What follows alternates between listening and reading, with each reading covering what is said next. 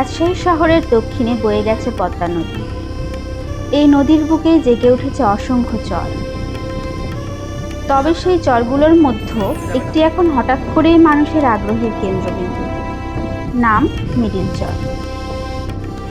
কিন্তু সামাজিক যোগাযোগ মাধ্যমে এখন অনেকেই একে ডাকছেন মিনি সুইজারল্যান্ড।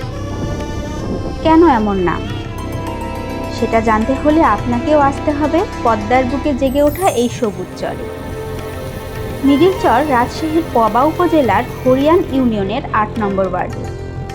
রাজশাহী শহরের সাতবাড়িয়া ডগার ঘাট থেকে নৌকায় যেতে সময় লাগে মাত্র ১০ থেকে ১৫ মিনিট, আর জন প্রতি যাওয়া আসার নৌকা ভাড়া ৫০ টাকা। অর্থাৎ খুব বেশি খরচ না করেই শহরের কোলাহল ছেড়ে কয়েক মিনিটের মধ্যে পৌঁছে যাওয়া যায় পদ্মার বুকের অন্য এক জগতে। ঘাটে এসে নৌকায় উঠতেই বদলে যেতে শুরু করে চারপাশের দৃশ্য। একদিকে নৌকার পানি, অন্যদিকে নৌকার বিস্তৃত জলরাশি।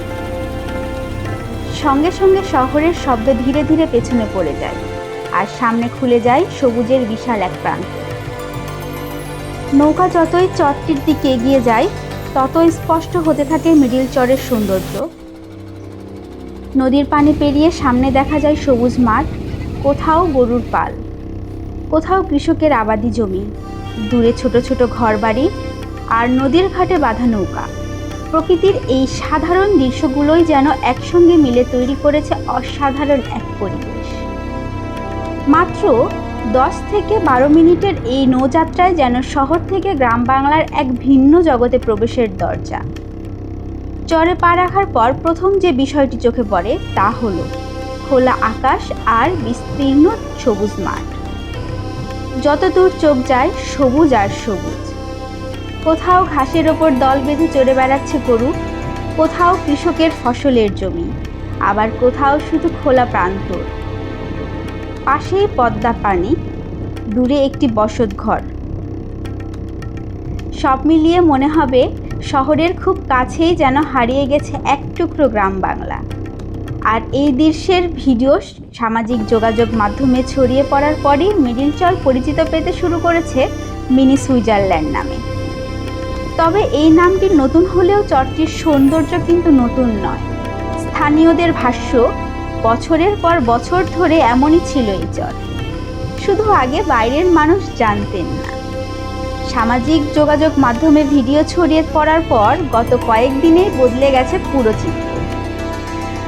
আগে যেখানে বাইরের মানুষ তেমন দেখা মিলত না, এখন সেখানেই প্রতিদিন আসছে শত শত দর্শনার্থী। গত ১০ থেকে ১৫ দিনে মিডিল চরে দর্শনার্থীর সংখ্যা উল্লেখযোগ্যভাবে বেড়েছে। স্থানীয়দের হিসাবে গত কয়েকদিনে প্রতিদিন প্রায় ১,০০০ থেকে ১,৫০০ মানুষ পর্যন্ত চরে যাচ্ছে। ফেসবুকে বা অন্যান্য সোশ্যাল মিডিয়া প্ল্যাটফর্মে জায়গাটাকে দেখলাম, তো জায়গাটা দেখে অনেক ভালো লাগলো, নিরিবিলি পরিবেশ। তো তার থেকে সব বন্ধুরা মিলে প্ল্যান করা হলো যে যাওয়া হোক। তো তারপরে সকালে বের হয়ে আসলাম, সকাল থেকে দুপুর পর্যন্ত এই পর্যন্ত থাকলাম, ভালো লাগলো। মানে প্রথমে আমাদের ওখান থেকে অটো নিলাম, অটো নিয়ে এখানে আসলাম, এখান থেকে নেমে একটু হেঁটে নৌকাতে চড়লাম, নৌকা দিয়ে আসলাম, তারপর তো ঘোরাফেরা। ফেসবুকে হচ্ছে মিনি সুইজারল্যান্ড বলে প্রচারণা হচ্ছে, এটা দেখা যাচ্ছে অনেকেই মানে বলতেছে মিনি সুইজারল্যান্ড। হ্যাঁ, ফিল দেখে ভালোই লাগলো, পুরাটাই অনেক ভালো। সঙ্গে বেড়েছে নৌকার সংখ্যাও। মিডিল চর শুধু বেড়ানোর জায়গা নয়, এখানে রয়েছে কয়েকশো মানুষের বসবাস। কৃষিকাজ আর গবাদি পশু পালনই তাদের জীবিকার অন্যতম প্রধান উৎস। এই চরে প্রায় ৮,০০০ থেকে ৮,৫০০ গরু ছাগল রয়েছে বলে স্থানীয়দের দাবি। চাষ হয় গম, মসুর, খেসারি, ধান সহ বিভিন্ন ফসল। পাটের আবাদ শেষে এখন অনেকেই ব্যস্ত পাটের আঁশ ছাড়ানোর কাজে। অর্থাৎ পর্যটকদের চোখে যে জায়গা এখন মিনি সুইজারল্যান্ড, স্থানীয় মানুষের কাছে সেটি তাদের ঘর, জমি আর জীবিকার জায়গা। পর্যটক বাড়ার সঙ্গে সঙ্গে চরে দোকানপাটও বসতে শুরু করেছে। পর্যটকদের জন্য চা, খাবার ও প্রয়োজনীয় কিছু জিনিস পাওয়া যাচ্ছে। স্থানীয়দের জন্য তৈরি হচ্ছে আয়ের নতুন সুযোগ। নৌকার মাঝিদের আয় বেড়েছে। দোকানদারদের ব্যবসা শুরু হয়েছে। অর্থাৎ পর্যটকের আগমন শুধু চরের পরিচিতিই বাড়াচ্ছে না, স্থানীয় অর্থনীতিতেও এর প্রভাব পড়ছে।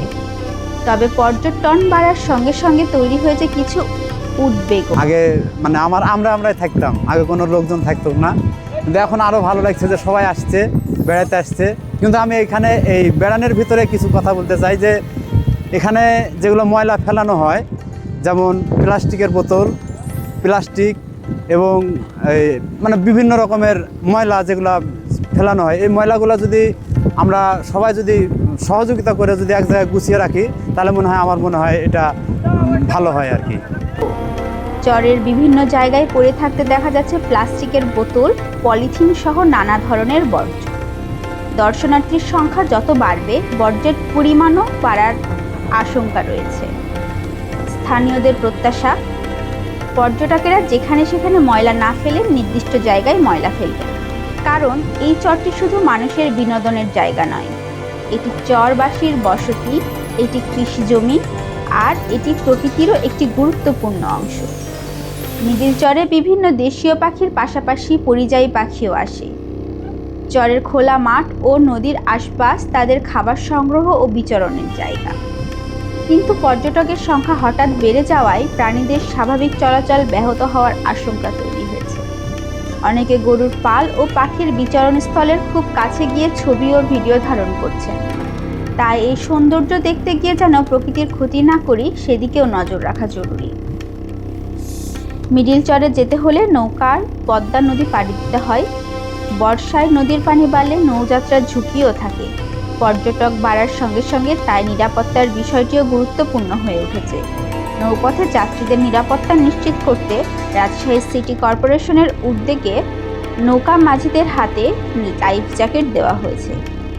একই সঙ্গে নৌকায় অতিরিক্ত যাত্রী না তোলা এবং যাত্রীদের নিরাপত্তাকে সর্বোচ্চ গুরুত্ব দেওয়ার বিষয়ে মাঝিদের সচেতন করা হয়েছে। আপনারা ইতিমধ্যে দেখেছেন নিরাপত্তার এখানে আমাদের লাইফ জ্যাকেট ছিল না। আমাদের মাননীয় প্রশাসক জনাব মাহফুজুর রহমান রিটন ভাই, আমার বড় ভাই, উনাকে বলার পরে উনি একদিনের মাথাতে উনি আজকে সকালবেলাতে ওনার সচিব মহোদয়কে দিয়ে পাঠিয়ে আমাদেরকে বেশ কিছু লাইফ জ্যাকেট দিয়েছেন উনি, এবং উনি আশ্বাস করেছেন আবার আগামী 2-4 দিন পরে আবার লাইফ জ্যাকেট উনি আরও কিছু দিবে। রাজশাহীর এই মিডিল চর হয়তো সত্যিকারের সুইজারল্যান্ড নয়, কিন্তু সবুজ মাঠ, গরুর পাল, পদ্মার পানি, নৌকা আর মানুষের সহজ সরল জীবন সব মিলিয়ে এখানে রয়েছে প্রকৃতির নিজস্ব এক সৌন্দর্য। সামাজিক যোগাযোগ মাধ্যমের কল্যাণে এই সৌন্দর্য এখন পৌঁছে যাচ্ছে হাজারো মানুষের কাছে। তবে জনপ্রিয়তার সঙ্গে দায়িত্বও বাড়ছে। ময়লা না ফেলা, প্রাণীদের বিরক্ত না করা, পরিবেশের ক্ষতি না করা এবং নৌযাত্রার নিরাপত্তা নিশ্চিত করা, এই বিষয়গুলো মেনে চললেই হয়তো দীর্ঘদিন টিকে থাকবে রাজশাহীর এই সবুজ চর।